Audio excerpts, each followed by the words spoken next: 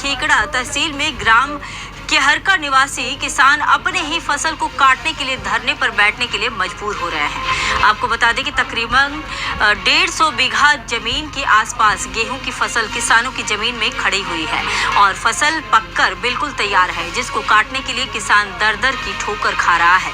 योगी सरकार में तैनात एक अधिकारी अपनी तानाशाही के चलते हुए किसानों को अल्टीमेटम दिया है कि अब फसल किसान नहीं काट सकते, इस फसल को प्रशासन काटेगा। जबकि पूरा मामला इस तरह है कि 20 साल पहले यह जमीन पट्टे के तौर पर किसानों को दी गई थी, जो कि कुछ जमीन भूमि धरकर करते हुए पट्टेधारियों ने अपनी जमीन को बेच दिया था, जिसमें मेरठ कमिश्नरी ने इस जमीन को निरस्त करते हुए आदेश पारित किया था, जिसको लेकर किसान इलाहाबाद हाईकोर्ट से जमीन की बहाली में एक स्टे लेकर आए थे और उसमें पूर्व से चलती हुई यथा स्थिति का मान्य उच्च न्यायालय ने आदेश पारित किया था, जिसको एसडीएम खेकड़ा ने दरकिनार करते हुए अपनी मनमानी के तहत कार्रवाई करते हुए माननीय उच्च न्यायालय की स्टे को दरकिनार कर रखा है।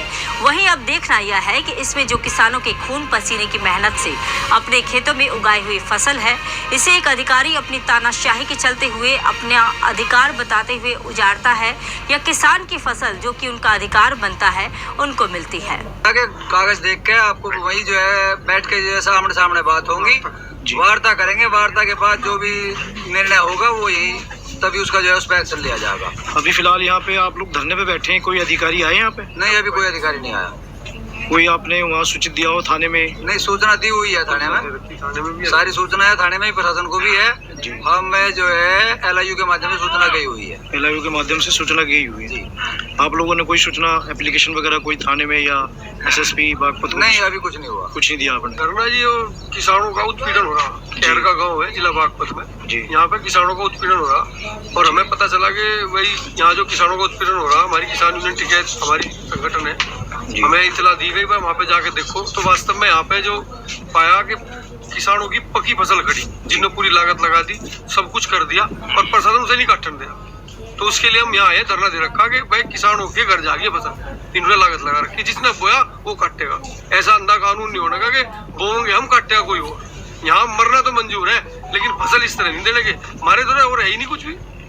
इन किसानों की गैल है और साथ रहेंगे मरते दम तक। आंदोलन होगा, बड़े स्तर पे होगा, पूरी लड़ाई मजबूत से लड़ेंगे। कढ़ाई चल गई, सब किसान यही मौजूद रहेंगे, पूरी रात यहाँ मौजूद रहेंगे। और जरूरत पड़ी हमारे पे अत्याचार किसानों पे हुआ 53 लोगों पे, तो 2 किसान जिनके नाम हम नहीं बताएंगे वे आत्मदाह करेंगे, चुपचाप करेंगे। ये यहाँ गेहूं को हमारे खुर्द करेंगे, वे आत्मदाह कर लेंगे इनके किसी ऑफिस के पास या कहीं भी कर लेंगे, नाम हम नहीं बताएंगे।